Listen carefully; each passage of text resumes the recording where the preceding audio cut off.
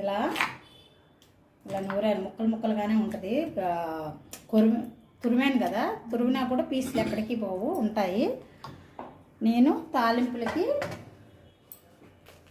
గుండు మిరగాయలు వాడతానండి. తమిళనాడు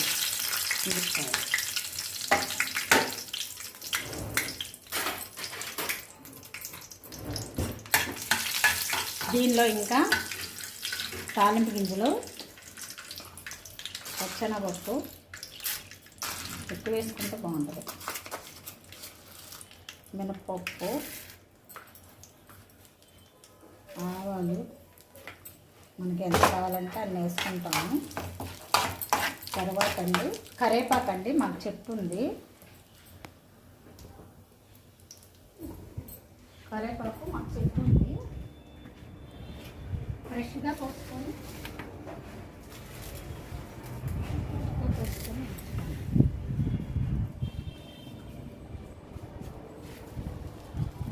కరివేపాకు చెట్టు ఫ్రెష్గా కోస్తాను,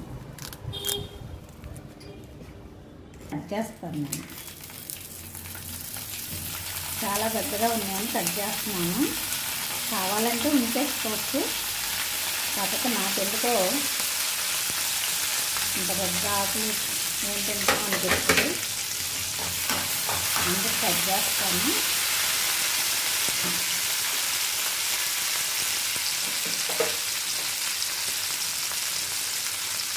ఇంగువ అండి,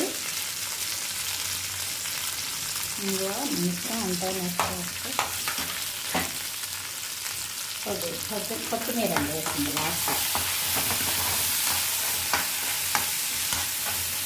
వేసి